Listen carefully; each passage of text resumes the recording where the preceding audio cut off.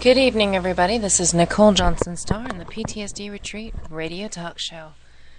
Kevin is on his way online. I've already gotten confirmation from him. He's heading to his office, the garage.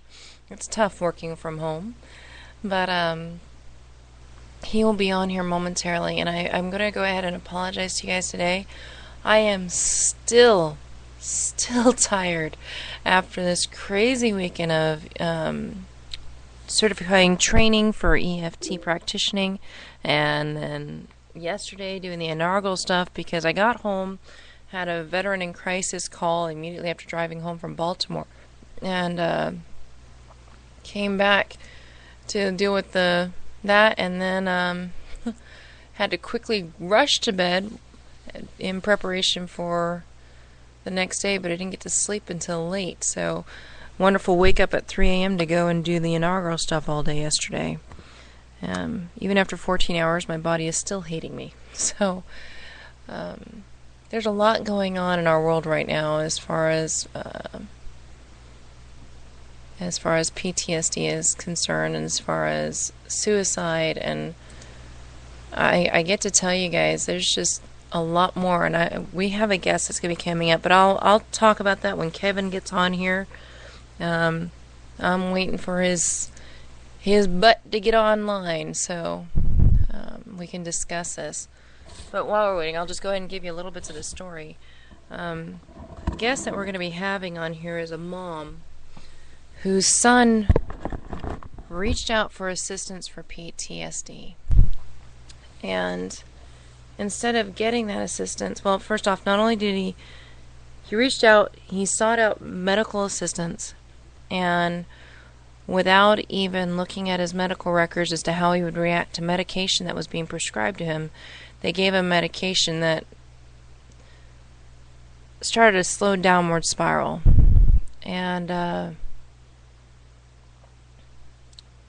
he committed suicide. And not only did he commit suicide, but this one's a tough one. Hold on a second. Let me get Kevin on here and then we'll talk about it. Just a second.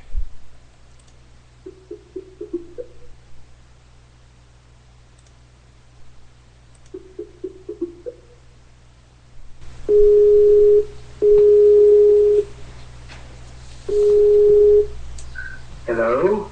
Hey, Kevin. Hello, I'm here. I'm on time. And we are actually on the air. Yay.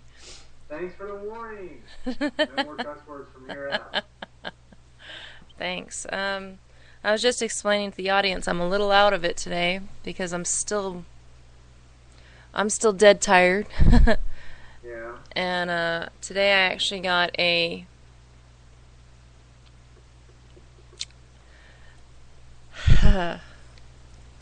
pretty tough conversation with a mom whose son, I almost want to say killed.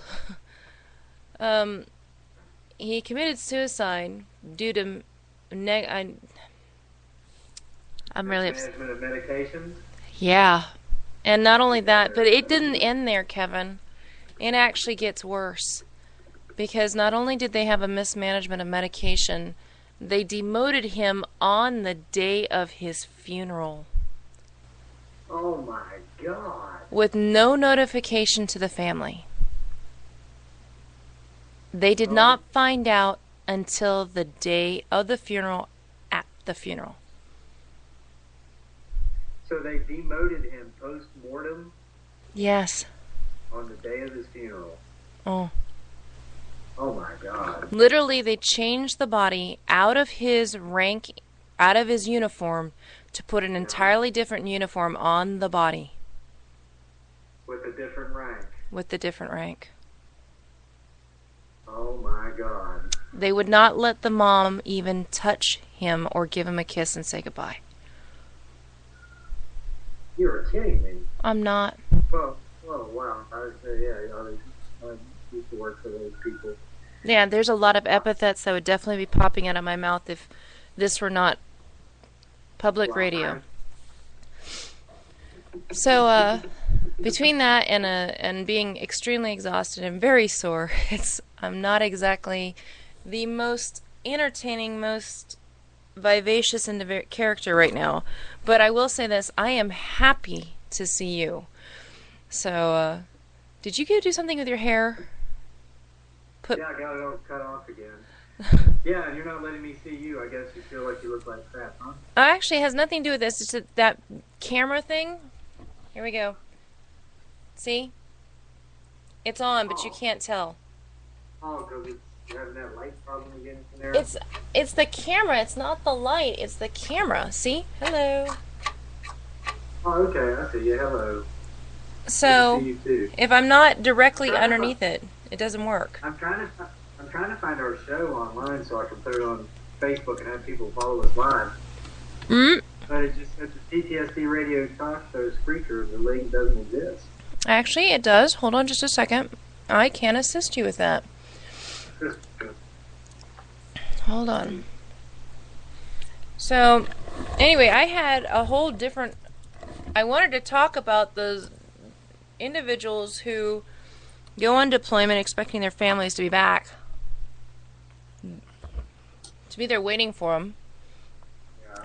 And instead they find that that's not the case.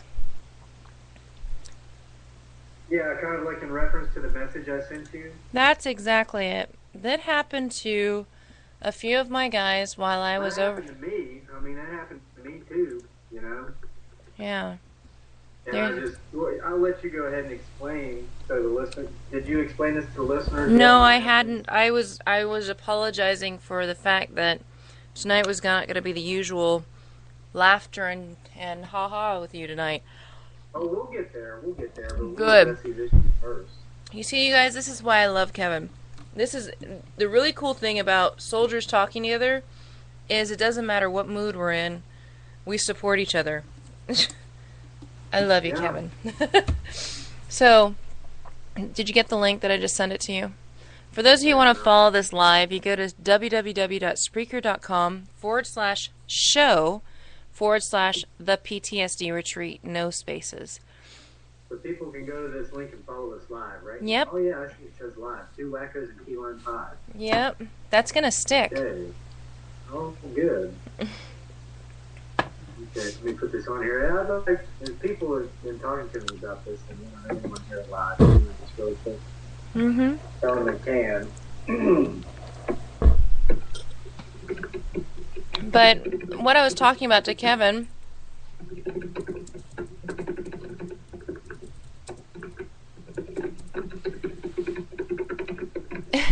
Kevin, you pound your keys like I do. Mute your mic while you're pounding the keys. Oh, okay.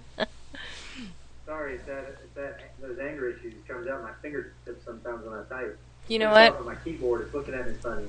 It's better to be your keyboard and an inanimate object than somebody you love, so you pound away. Yeah, that's right, or someone you hate because of all those lawyers. That would not be a good thing for me to go after. Anyway, Kevin brought up a question to me in my Facebook about women who have been taking off with kids. And, like, they don't even wait for their husbands to come back. Who've basically, while the husband is deployed, I'm going to just say spouse, while the spouse is deployed, these women take off with the kids and refuse to let the husband or wife know where these kids are. And they claim they've done it because their spouses are crazy war vets with PTSD. And these guys, Kevin, you're killing me, man. Hit your mute button. Okay. I'll slow down. Sorry, I typed like 100 words. Well, hit your mute button. Oh, okay. Yeah, okay. Skype for dummies. It's on your Skype screen. It's the little microphone looking thing. You just touch it and it'll actually mute you. Oh, you're mute now. Okay, good. Kevin types like he's got a freaking thunderstorm inside him ready to come out. And I'm looking at him as I say that, so he knows that I know I'm saying it for his benefit. But my husband claims I do the same thing. But anyway, these these ladies have been running off with children. And I happen to know 5 guys that this happened to. One of them was a buddy of mine from even before we went to Afghanistan. He was a teammate of mine. And this broke him. I will say that in that sense because now that I've experienced what that feels like, I'm going to say it broke him. Because this guy was so strong. And his wife didn't just take off with his kid. She took off to another country with this kid. And I know for Kevin that sounds really familiar. Because his wife... Yep, we can hear you. Yeah, for Kevin that sounds exactly like what happened to Kevin and his 3 kids. Yeah. Come home from Iraq to find out your family's been moved to England. Yeah. Now to get it straight, she didn't take him to England until a couple of weeks after I had gotten back. However, I was in the Army hospital and did not get to see them before they left to England. She had moved them from the West Coast, Seattle, to the East Coast, West Virginia. I was stationed at Fort Lewis, just south of Seattle. And I think the day they went to England was the same day they rolled me into surgery. So, yeah, man. Yeah, there was nothing stopping me from eating bottle after bottle of Vicodin. Yeah. Well... Nicole, I'd asked you about that because I'd recently been in touch with a couple of women, and I'm not going to mention names or how I got in touch with them. I got in touch with them through my ongoing marketing efforts for my book, Off Switch. Mm-hmm. You read it. A lot of our listeners have read it. They know this is a common theme in the book. The main character, Corey Prime, his wife takes off with his kid. Now, she doesn't leave the country like we're talking here. Mm-hmm. But anyway, I had couple women who could relate to that aspect and were kind of defending these actions, and I asked them, I came to their aid and I told them, yeah, it's terrible the things you spouses go through with our PTSD, and what were some of the things you experienced. And then when they said, oh, well, I never really experienced it, that's what you mean. So, well, I left before he came back from deployment. I just knew he was going to come back all crazy, and I didn't want my kids to be subjected to that, so I had to do what I had to do. And I was like, oh, okay. Well, how do you diplomatically respond to that one? Well, exactly. It floored me. And that's when it occurred to me, wow, we have all these stupid expressions that bear some truth, though. Like, the truth is what I say it is. That's a favorite truth, I think, of the U.S. government or people in positions of power. Truth is what is printed. Ha, ha, ha. Well, exactly. So, yeah, the truth is what is printed. But, don't confuse me with the facts because mine's already made up. Well, that's when it occurred to me, and I don't go out of my way to demonize my ex-wife. She's a wonderful person. She's beautiful. She's smart. She's got more good things going for her than she does bad. It's just that we couldn't make a marriage work, and unfortunately, we sucked even more at making a divorce work. And it's hurt the kids more than us, and it's terrible. We both need to be publicly lashed. But it occurred to me, wow. Oh, and then, another thing is we got to be careful what we think because our thoughts become actions, and we'll actually start to believe our own thoughts. But I bet this woman who took my kids to England thinks she did the right thing by protecting them from their, bat crap, crazy war vet father, who she never even allowed the opportunity to see. You know what I mean? Yeah. So they're talking to these other 2 women that I've just been in contact with recently. So that's why I asked you, Nicole, and folks listening, I messaged Nicole and asked her if she'd run into this situation where women had taken, or men, Nicole's had her bouts with this issue too, but where spouses have taken their children, kind of ran away before the spouse gets back from war, and then claims they have done it to protect the children and themselves from their crazy war vet spouse's PTSD. And wow, it's like another layer has come off of this onion of reality I've been peeling since I've distanced myself from the crack cocaine the VA was giving me and all these other medications that were controlling my thought processes. And I've left the country, the U.S., and I'm now on this island trying to find some sort of serenity and peace in my mind. But it was like a big aha. And it's just taken me 3 years after getting back from Iraq and going through this myself to realize that there are a lot of people out there, maybe they found the man of their dreams or the woman of their dreams, or maybe But this is the excuse they're using, and it's really it was shocking to me. Yeah. It's interesting that you say that because I can't imagine that anyone would find it okay for people to remove kids, remove anything, remove just the ability to have that wonderful connection with their kids without even seeing whether or not there's a result that would warrant that. And that gets me. And what got me, Nicole, was I went to JAG, the Judge Advocate group for the military personnel where we get legal representation. And I said, look, this is what happened. I'm in Iraq fighting for our country, for freedoms or whatever I was there for. The jury's still out on that one in my head. But I said, I come home, I find out my ex has taken my 3 kids, they've gone to England, can you help me? And Jack told me this, said, she was, talked to a lady attorney, she was polite, she was pleasant, she was professional, and she said, Specialist Lake, I'm sorry this has happened to you, you're not the Lone Ranger, this happens quite often, and unfortunately, there's nothing we can do for you because we are very firm in our policies of not getting involved in any sort of divorce or custody issues on the behalf of our soldiers because we can't afford to let the media portray the military as if we're anti-spouse or anti-family. Yeah, I said, best thing to do is hire an attorney. I looked. The cheapest attorney I could find wanted a $500 retainer. Oh, it's like, wow. You go to war to fight for everybody's freedom. There are those who will take advantage of those freedoms and, take everything you have away from you in your life. Yep. While you're gone. In the book, it also addresses how much of a joke the civil service member relief act is, and how it's all well and good and in print, it looks good on paper, but it's not really practiced and it's not forced.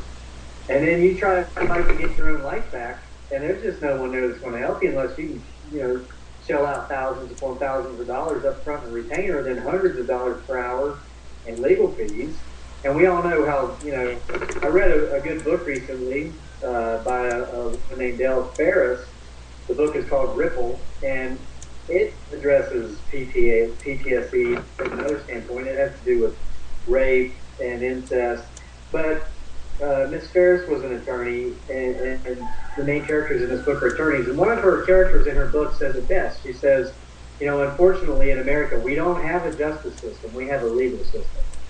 And the two are as far apart as day is night. Mm-hmm. And so these things happen to our troops, to our soldiers.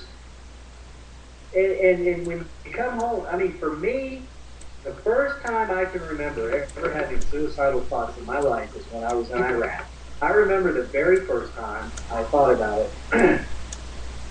It was toward the end of the 4-month period in which I went without even receiving my pay in Iraq, because they messed up my pay at the pay department, and my lieutenant, our platoon leader, would not allow me to go to the pay department and inquire about it because he didn't like me, but he said it was because I was only an E4. But, when I signed my contract, the U.S. government said they were going to pay me while I went wherever the heck they sent me to do whatever they told me to do. But I didn't see that my rank was dependent upon being paid. But I guess this lieutenant, who has since been promoted to captain in light of all the complaints that were filed against him, he did see that the rank had something to do with it. So anyway, I remember getting all these nasty messages and emails from my ex saying, the kids need shoes, the kids can't eat, they're behind on their lunch bills at school, and they're feeding them cold sandwiches, cheese sandwiches.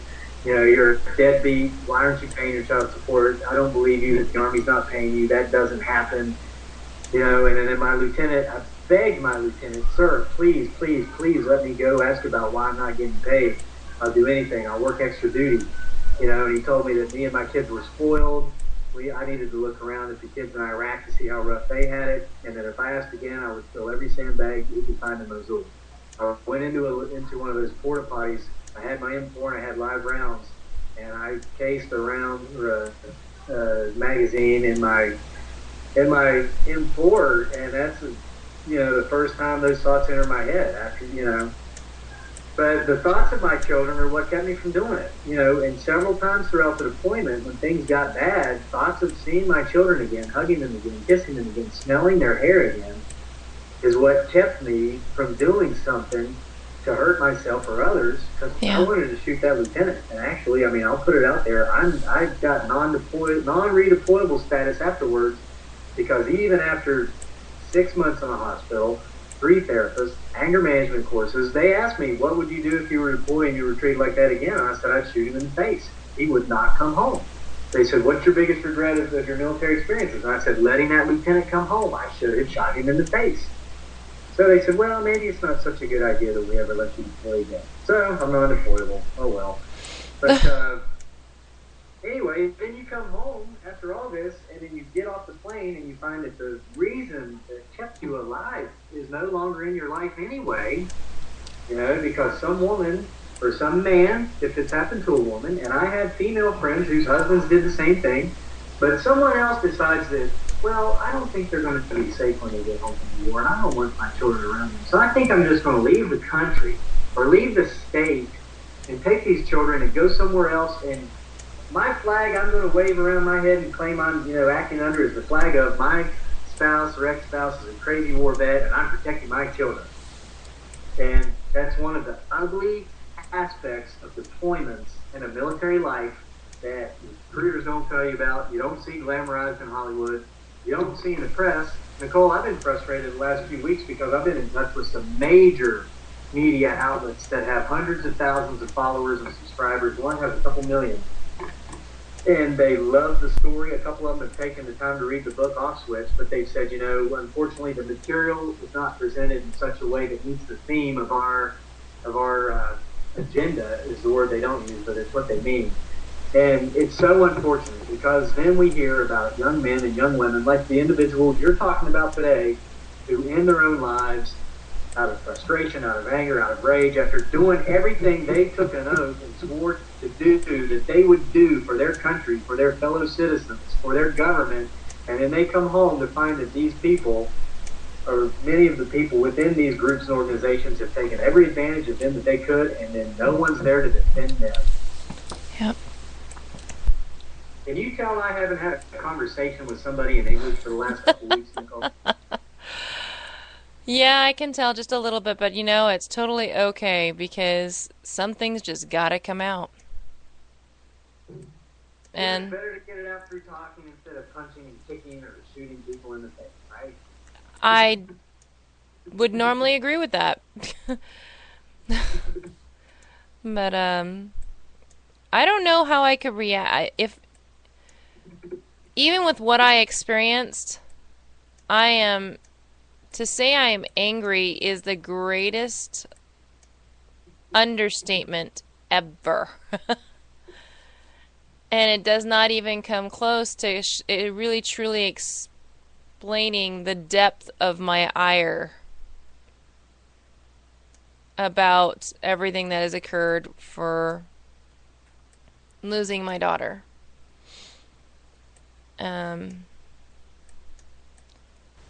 So I remember actually being on the phone and fighting just to talk to her. Because he wasn't going to let her talk to me on the phone while I was in Afghanistan. While I was in Iraq, I talked to my children on the phone one time. Skype. And that's because what I found is when I would schedule calls, when they knew I was coming, my ex-wife would have them go to the neighbor's house and play. So they would be gone. And one of my daughters finally told me that in a message on Facebook. And so I finally caught them one time by calling when I had not scheduled a call. Yeah. And then we're the ones that are made out to, we look like, he abandoned you. He just left. He hasn't had contact with you, I'm trying to Skype with my kids. Nicole, you and I are Skyping right now for free. It's not costing us anything. Everyone knows Skype. The Skype is free, and now I'm hearing from England, where my kids are, that we can't Skype because it costs money. No, it doesn't. Yeah, don't get me started on that one. I have a wonderful experience that I'm going through right now with Skype, so yeah. I guess it all boils down to, Nicole, is that life's not fair. This is something I learned young, as a young person, and I try to instill this in my children. And unfortunately, they learned it at an all too early age. But I remember my daughter Emily, who's 14 now, and when she was 4 or 5 years old, she was going to preschool at this yuppie preschool in Charlottesville, Virginia, like the Thomas Jefferson Unitarian preschool or whatever. And my ex-wife declared we had to send them there, and the tuition was like $600 a month each or something. I was spending $1,200. Oh, I know. I was a stockbroker back then, and I wasn't making more money than I had since. I was making more money than I had the backbone to stand up to my wife at the time and say, this is stupid to spend money this way. She liked to go sit around Starbucks all day and talk about how she didn't have to work because her husband made $10,000 a month and their kids were going to the most expensive whatever. I'm not, We'll let that one go for right now. I'm not going to go down that road. But anyway, Emily's preschool teacher one day, I went to pick her up, and she said, Mr. Lake, I have to talk to you about something Emily said in class. I was like, oh, great, What did my daughter say? And so what it turned out is that two kids were arguing, and one of the kids said, that's not fair, and Emily just was standing there close by and said, well, life's not fair, get used to it. And the teacher told me this. And I said, okay. I said, so you wanted to talk to me because my daughter understands at age 4 that life's not fair, and she passed that on to her peers. And she said, well, yes, that's terrible. I said, ma'am, you understand my daughter already understands at 4 years old something that 99% of the adult population never will understand? I was proud. I wasn't upset.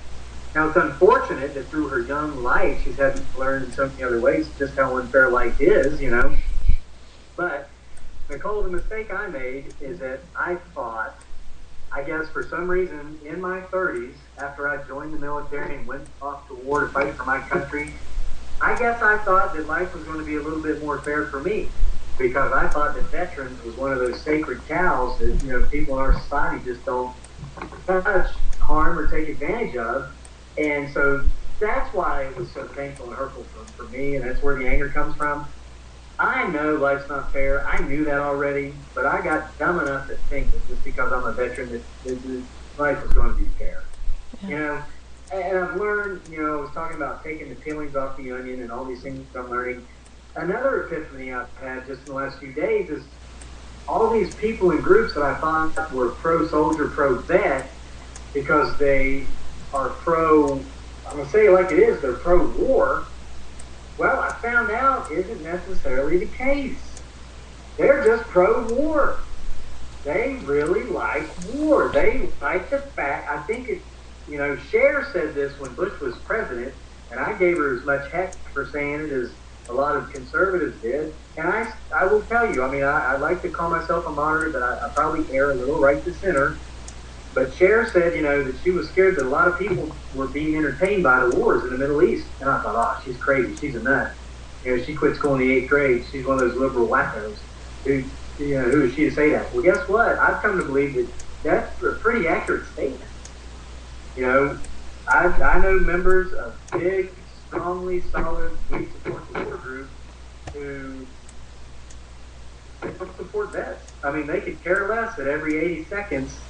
One of the men and women who fought in those wars they support are attempting to take their own lives, and far too many of them are being far too successful at doing that. They don't care about that. They don't care about the men and the women that are going out and fighting those wars.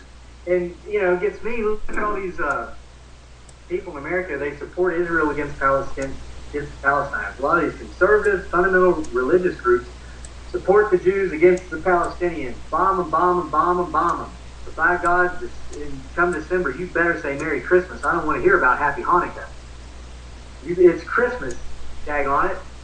Okay, so you support the Jewish people in their violent actions against another ethnic group and killing them, yet you don't support them in peacefully celebrating the holiday of their choosing during the winter solstice, when the sun disappears for 3 days and then comes back up and we go into the following new year. You see what I mean, Nicole? Are you following the way I'm thinking here? I see what you're saying. Basically, what you're saying is that there's a huge hypocrisy.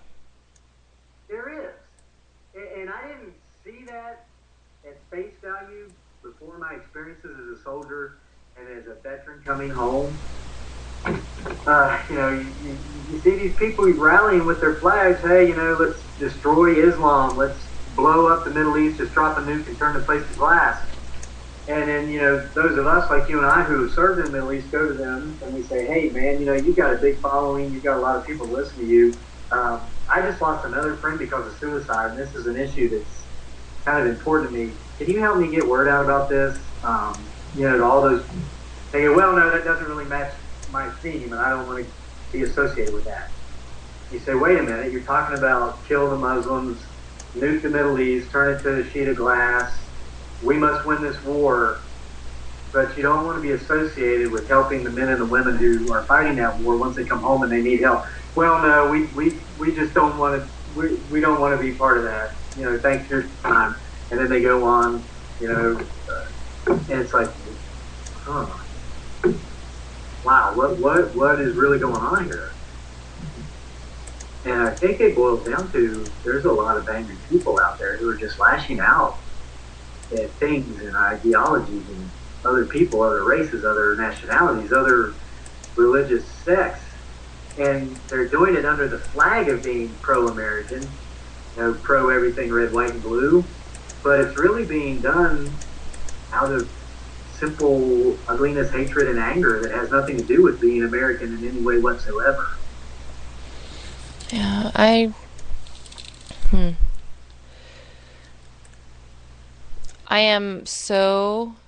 want people to hear about all this, and I'm getting so frustrated because I'm at the point where I don't even care. I went and did the inauguration stuff. I volunteered to go do that. You were down in D.C.? I was. I did it. I went down there because it was a huge test for me to see how far I've come with my PTSD. I wanted to... Large group and all that goes? 800,000 people, yeah. And I did okay. And I learned a crucial skill for myself that I'll be happy to share on. I forced myself to enjoy myself. Yeah. And that really helped. But saying that, I really don't care about politics that much. I really don't. Because I'm at the point where it's not politics that dictates anything I do when it comes to caring about our soldiers. And one of the things I tell people who, well, I hate the war and I won't support it. I'm like, okay, that's great. You don't have to support it. But I am going to ask you to support our soldiers no matter what is going on politically. I don't care if you don't like our president. I don't care if you wish it were Mitt Romney. I don't care if you wish it was somebody else. It doesn't matter. It has nothing to do with it. I don't care if you don't care about the war. I do care if you feel like punishing the soldiers who are serving because of it. Right. Or if you're giddy because when they get back, their lives are messed up. Yeah. And like I told you about my friend a couple weeks ago who and man, this guy's smart. I'm not going to say where he's from because if he's listening, he'll know I'm talking about him. He's very intelligent, very educated. Mm-hmm. He's got a master's degree. And if you ever forget that, he'll remind you of that. And he insinuated, this is what these folks often do, he insinuated that those of us who went to Iraq and are suffering from PTSD kind of got pretty much what we deserve because we were wrong to be there in the first place. Oh, I've gotten somewhat of the same comments from an individual who I was really excited about being friends with because I find this person to be a pleasure to talk to. Yeah. And to say that I was really disappointed is an understatement because she was pretty adamant about the fact that I'm a spineless dog for doing what I believe. And not questioning them? Yeah, pretty much. And I can't tell you how upset that made me. And it really doesn't matter. If I didn't believe in what our government stands for and the fact that she has that right to say that because of our constitutional rights, for me to say, no, you can't tell me that, would be saying that everybody who keeps trying to take away constitutional rights is correct. I would be the biggest hypocrite. And so I've come to the point, basically, let me get back to the point of what I was saying. I really don't care what anyone feels in their political leanings. I could care less anymore. Yeah. As long as they take care of my soldiers, no matter what, and they support me taking care of soldiers, they can have whatever they feel, they can be whatever they want, and they can, you know, whatever it is that floats their boat, I don't care. As long as they're taking care of the soldiers. The moment that interferes with that, that's when I have an issue. Yeah. And that really sucks because it shouldn't be that way.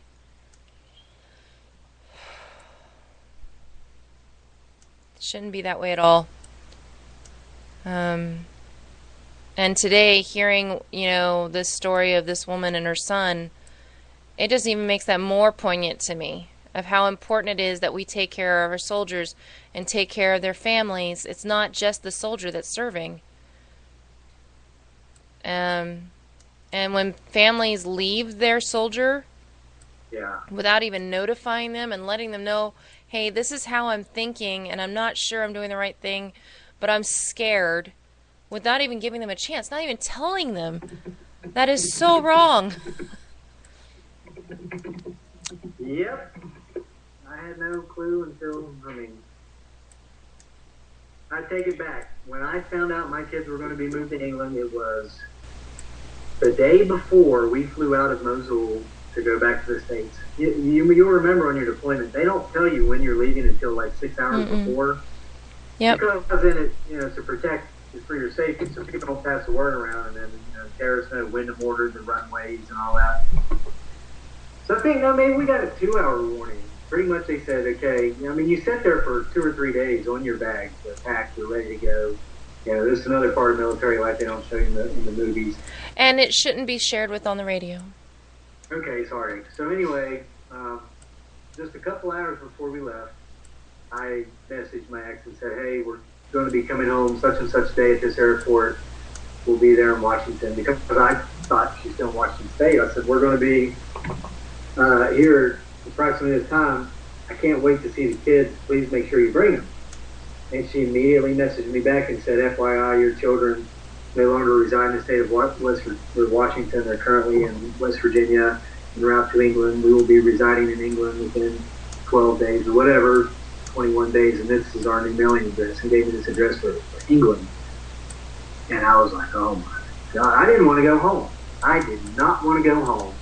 They had, you can often extend with units that come in to replace your unit if you want to stay in the combat zone longer, and people are doing it. We saw, I'm here in the Philippines, and dearly watches this Philippine talk show all the time. And the other day they had a girl on there, a Filipina, she's an American citizen. Her parents were Philippine nationals in California. She was born and raised in the Philippines. Well, her husband's a big celebrity back here. And that's common. You'll see a lot of Filipino people who are raised in America. They get a good American education, learn skills, and then they come back here because they're able to be like a huge fish in a little pond. And so this girl, she kept extending, and she spent 9 years in Iraq. And so now she's here in the Philippines living with her husband, or with her brother, because she can't adjust. Well, this is another epiphany I've had, Nicole. We always hear about we vets and how we can't fit back into society after war. I was on a very long mountain bike ride just a couple of weeks ago, and it occurred to me, you know what? Maybe it's that after we go to war and these things happen to us, it's not that we can't fit back into society. It's just that our society doesn't fit in with us anymore, when we get home. When I came home from war and found out my children had moved to a different country, there was nothing I could do about it. And the person that did this to me was protected by the legal system. And I just spent a year in hell protecting. It's not that I can't fit into that society. That society doesn't necessarily fit in with me anymore. Yeah. So, anyway, there was a point to what I was saying. Boy, you brought up a touchy subject today, Nicole. I did. You're right. This isn't our carefree, happy, hey, look at my banana tree, which is about 15 feet tall now, by the way. Are you kidding me? I'm not kidding you. I'll show it to you. We need a banana tree break. Oh, and it's rained here for the last week, thank God. That means it hasn't been 100 degrees. Oh, nice. Yeah. Holy cow, you can't even touch the top now. Can't even get close to it. Can't even get close to it. So anyway, that's my banana tree. Nice. Okay, that, by the way, was a nice welcome break. I love seeing the growth. This tree grows feet every week. It doesn't grow inches. It grows feet every week. How are you going to get the bananas off the top, by the way? Well, when they grow, it's like an arm comes out of the top of the center of the tree and goes down like this. Kind of like a jingle bell. I'm trying to say it out. Yeah, it looks like a jingle bell hanging from the top of the tree. And on the bottom of the jingle bell, instead of a bell, there's like a bunch of bananas. They have anywhere from 70 to 140 bananas on one group of bananas. And so what you do is people will tie like a knife or a little saw to the end of a bamboo pole. And you just saw it off and the bananas drop to the ground. Then you take your machete and you whack the banana tree, and just one fell swoop will cut it right in half because it's very smushy, very soft. You do it about at eye level, and then 6 months later, the banana tree is 20 feet tall and has another group of 70 to 140 bananas on it. Huh. Oh, it's amazing. I want to have a banana farm at some point. I'm going to have to sell a heck of a lot more books than I'm currently selling to make that happen.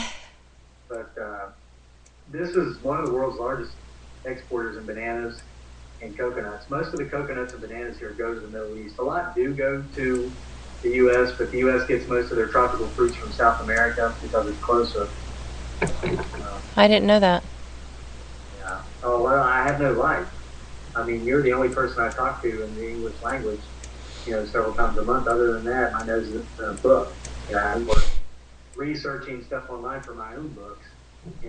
So I have all if I ever get on Jeopardy, if I'm ever on a game show, I might win. Yeah. Well, we know that if you ever get on Jeopardy, you'll do just fine. Thanks for good fiction literature. The 13 or 14 people that read my books learn about bananas and conspiracies and alien life forms and Sasquatch-type creatures all over the world. So. Well, I will say this. I'm sure there's more than 13 to 14 people reading your books. There it is. There's actually more than that on a daily basis now buying my books. So on a daily basis buying it, that's amazing. Yeah.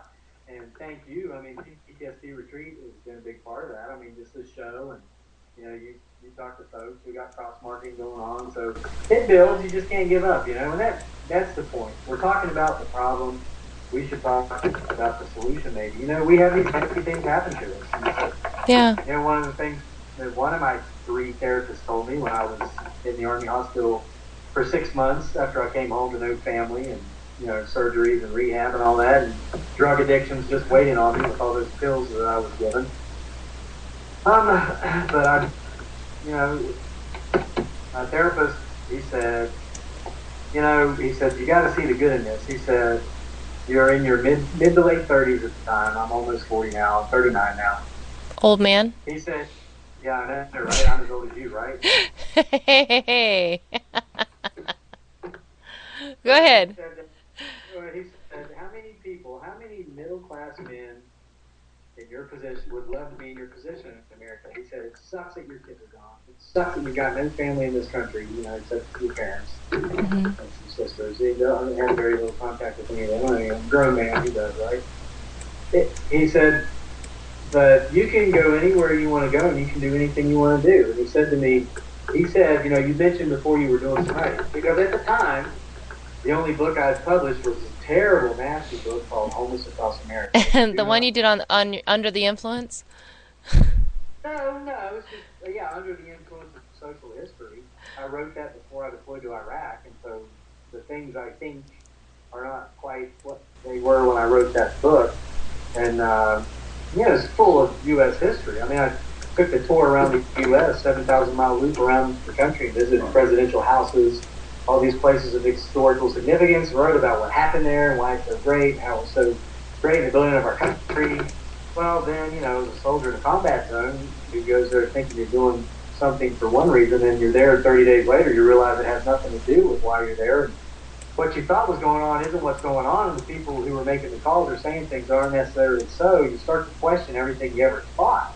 Mm-hmm. So that's why, I say don't read it. Oh, hey, it fits right in line with anything you'll read in a U.S. history book in any public high school or, U.S. History 101 freshman course in college. That's where I learned that stuff, But you got to remember, people, the ones that win the wars are the ones that write the history. And, an example of that, I live in the Philippines now. There's a very very barely ever heard of in America skirmish, it's called the Philippine Uprising. It took place in 1903, I believe, 1903, 1905 to 1905. Now, what that was is, you'll remember the Spanish-American War, in which we routed Spain from Cuba to liberate the Cubans, All started because one of our battleships down there that were off the coast of Spain, the Cubans, blew up, and the media was able to spin it that the Spanish did it. Well, it turns out the powder room was too close to the boiler room, and the powder overheated and blew up and blamed Spain.